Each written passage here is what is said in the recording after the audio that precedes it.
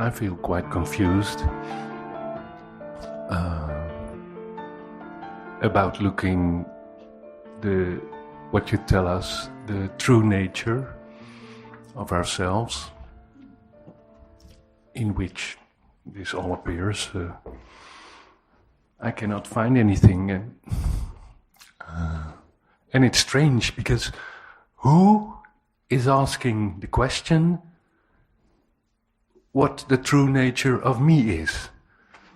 Let's stick with your first observation. That is, when you look for yourself, you can't find anything. No. What I think you mean is that you can't find anything that has objective qualities. Right. Like a thought or a feeling or right. a sense. You can't find yourself. But at the same time, if you didn't exist, there would be no experience. What we are calling you or I is that which knows or is aware of your experience. Okay. If that one was not present, there would be no experience. Mm-hmm. In other words, you are undoubtedly present now. You cannot deny your own existence. Yes? So whilst it is true, your first observation is true, when I look for myself, I cannot find myself. And then I refined your statement, when I look for myself, I cannot find myself as any kind of objective experience. And yet, it is also true that I undoubtedly am. So, the conclusion of these two statements, let's reverse them. I undoubtedly am, and yet what I am cannot be found as an object. What is the inevitable conclusion of that? What I am has no objective qualities. Mm-hmm. But just because it has no objective qualities doesn't mean that it is not present. Do you cease to exist in deep sleep? Do you cease to be present? But by existing in this context, I mean be present. Do you cease to be present in deep sleep?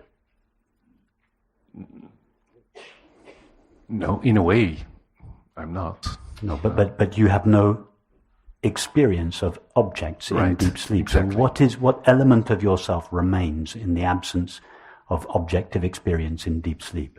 Okay. To what experience do you refer when you say, I slept well, given that when you were sleeping well, there was no objective experience present? What were you referring to? A kind of not being aware. If you had not been aware, you wouldn't have known whether you slept well or not.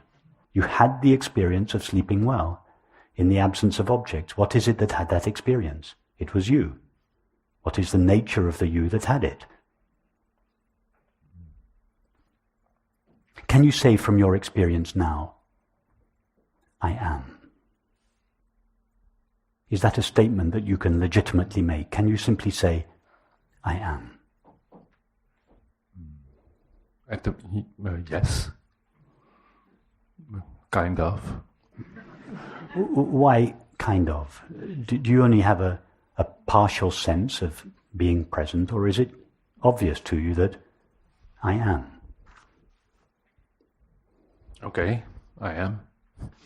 Now, to what experience do you refer when you say I am? You were knowing or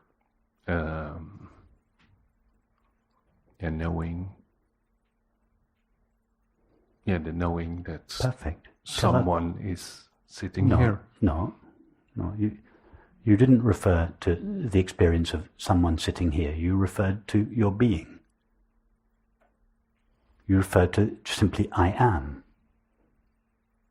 I didn't ask you, do you have the experience of sitting on a chair?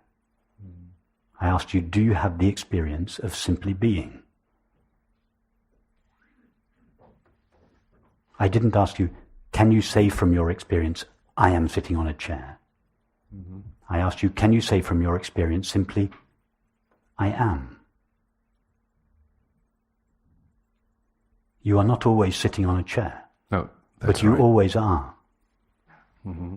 There are many times during the day when you cannot say from your experience, I am sitting on a chair. But can you ever say from experience, I am not, or I am non-existent? Have you ever had the experience of being non-existent? It's just yes or no. There's no grey. Have you ever had the experience of being non-existent? No. Good. In other words, you always have the experience of being present. It is your continuous experience. I am present. Mm-hmm. Or simply I am. That's what I am means. I am present. Okay. That is your continuous experience. I am, or I am present. Now, is any other experience continuous? Have you ever had any other experience apart from I am that is continuous? No. Continuous. Until so far the body. No, an actual experience. All you know, all you experience of the body is a flow of sensations and perceptions, Mm-hmm. yeah? Have you ever had a sensation or a perception that was continuous, that lasted forever? Take the sensation of your hand on the mic. Yeah, okay. Has that sensation been with you all your life? No. Take the sensation of of sitting on the chair. Okay. Has that sensation been with you all your life? No. Obviously not. Mm-hmm. Have you ever had a sensation that lasted forever, that has been with you all your life? No. No. Have you ever had a perception that was with you all your life? No. Have you ever had a thought or a feeling? No. So your thoughts, feelings, sensations and perceptions are discontinuous. They come and go. Mm-hmm. But you've already said that I am, the knowledge I am, is with you all the time. So I am, the knowing of your own being. It's the only experience that is continuous. No other experience is essential to you because thoughts are always disappearing. Your feelings are always disappearing. Your sensations are always vanishing. But the pure I am is always present.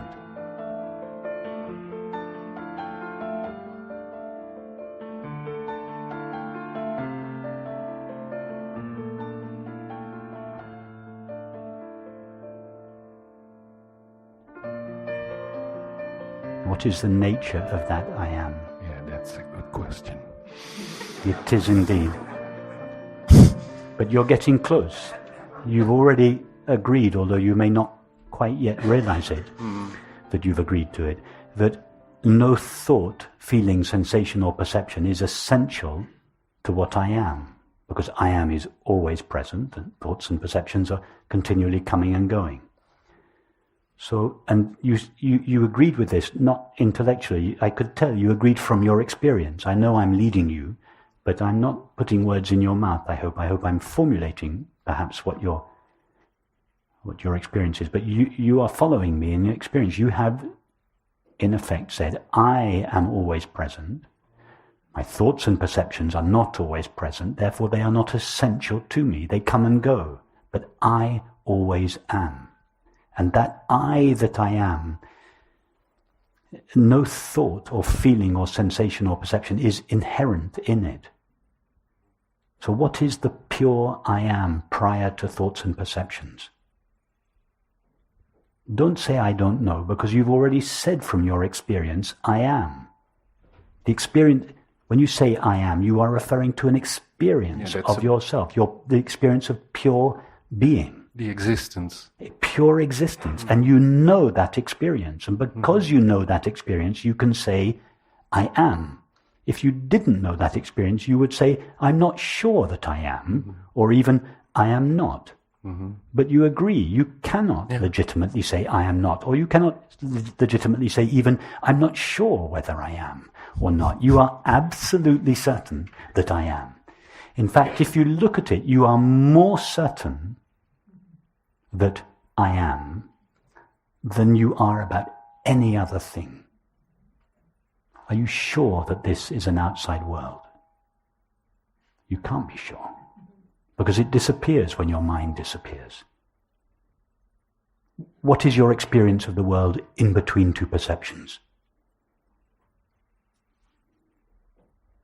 There's no experience of the world in between two perceptions because all we know of the world is perception. How do we know that there is more to the world than perception? We don't. And all perception is an activity of our minds. Therefore, we cannot be sure that this is an outside world, because our only knowledge of this outside world is the activity of our own mind. So we have to question the reality of the outside world. We cannot be sure of it. But the knowledge of yourself, the knowledge that enables you to say, I am, is more secure than your knowledge of the world. It is the most secure knowledge. It is the only knowledge, in fact, of which you can be absolutely certain. And yet most people go through their whole lives without even noticing the experience to which we refer when we say simply, I am. In other words, most people go through their whole life without recognizing who they are. And they wonder why they suffer. So you see, it's true when you say, when I look for myself, I cannot find myself, if by that you mean I cannot find myself as an object. You're right, I cannot find myself as an object either, and yet at the same time, you know that you are. What is that you are in the absence of all objective experience? It has no objective qualities, and therefore it cannot be limited. Still it exists. It exists. It is. I am. But that I am has no objective features. It is unlimited. It is not confined to a body or a mind. It is unlimited. It doesn't start in time. It doesn't end in time. It wasn't born. It doesn't die. It's not confined to your body. It's eternal, in other words. It's infinite, which simply means it is ever present and without limits. Now, when I formulate it like that, you get frightened and you say, oh, no, I don't know that I am eternal and infinite. But in fact, I'm only formulating what you've said.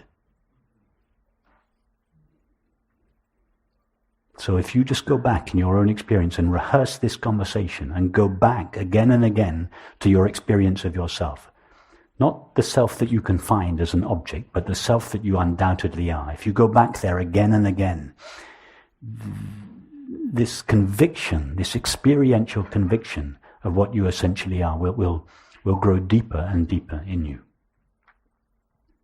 And then we don't have to know what it is, because we cannot know what it is, because it's only possible to know what something is when we separate ourselves from that thing. We cannot know ourselves, we can only be ourselves knowingly.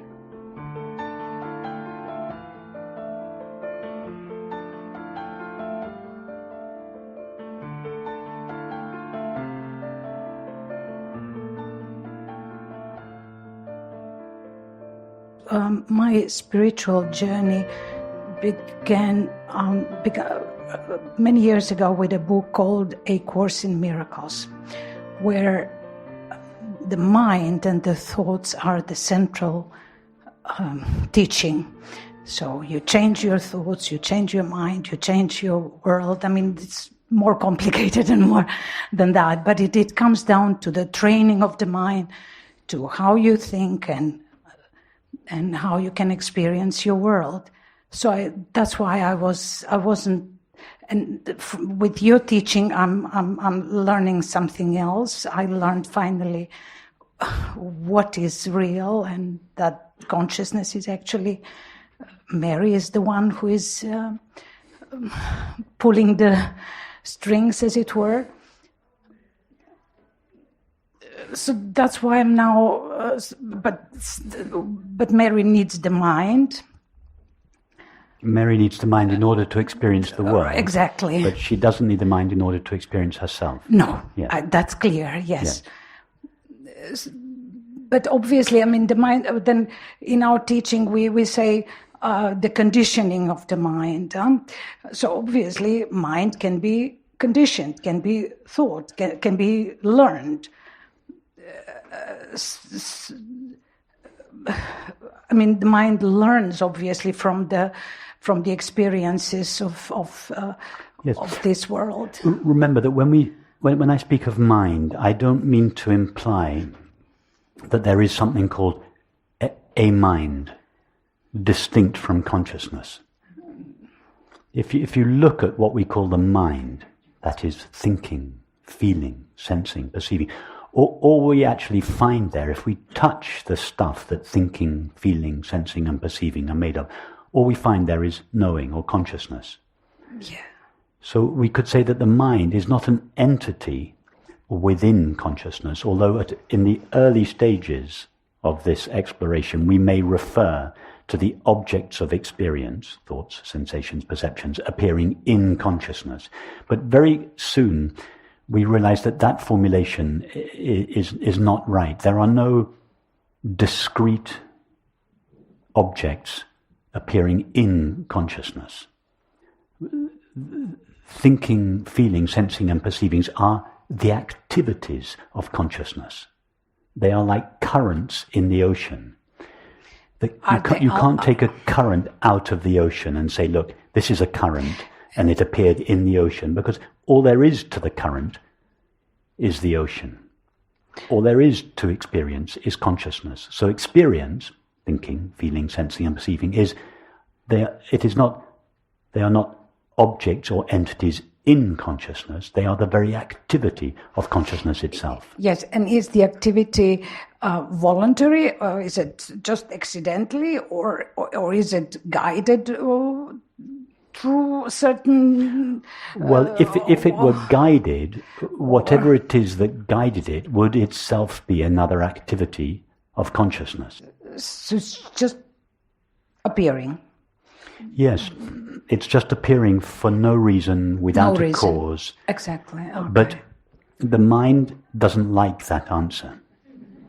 Because at the level of the mind, that is at the level of activity, at the level of thinking, feelings, there seem to be causal links between all these different activities. So the mind presumes that the cause and effect that seems to be real at its level also pertains to consciousness. So the mind then asks, which is, the mind, remember, is an activity of consciousness. Consciousness itself takes the form of the thought that asks about the purpose of consciousness. But from consciousness's point of view, there is no cause, there is no purpose.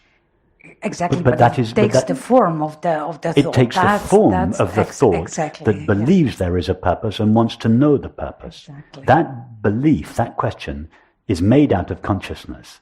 Yeah. And it presumes that question, that thought form, imagines that there is a purpose from the point of view of consciousness. In other words, consciousness itself assumes the form of the limited mind, and then from that point of view, the limited mind presumes that its limitations pertain to consciousness. But consciousness itself is unlimited, although it has itself assumed temporarily the form of the limited mind. And then that limited mind then thinks that those limitations are innate in consciousness.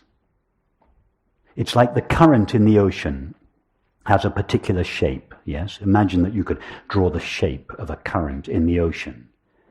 Remember, all there is to the current is the shapeless ocean. The ocean has no shape, but it assumes the form of a particular current with a particular form, a particular size, a particular shape. Now that current then asks, what is the shape of the ocean? The current has a shape, and therefore it thinks the ocean must have a shape. The reason that the current thinks that the ocean has a shape is because it is viewing the ocean through the prism of its own limitations and superimposing its own limitations on the ocean. So the current says, I am temporary and finite, therefore the ocean must be temporary and finite. What is its form? What is its shape? How fast is it moving? So that's how you become what you think of, actually. I mean, that's what you're... Yes. When we say we become what we think of, that is a concession. It's not quite true, but it is a concession to the finite mind that believes I am a finite mind. So, okay, the ocean is saying to the current, okay, You believe you're a current. Let's presume that you are a current. As that current, if you think only of water, sooner or later you will realize that you are water and that you have no form and no shape. Now, of course, the current is already water, so it doesn't really need to practice being water or thinking of water. So the instruction or suggestion, think about water, is a concession to the current's belief, I am a current. So the teaching says to us, as a concession to our belief that we are separate selves, although the teaching knows better, but as a compassionate concession to the separate self that we believe and feel ourselves to be, the teaching says to us, think of your true nature, explore your true nature, love your true nature, give your heart and your mind to your true nature. Sooner or later you will realize that you are already that. But until you know that for sure, give your love and attention to it, you will seem to become it, but when you become it, you will realize that in fact you always were it. But it's no good saying to the current, you are already water. Occasionally it works, but for most currents, they need to investigate their true nature. Therefore, the teaching gives them something to explore. Hence, you become what you think about.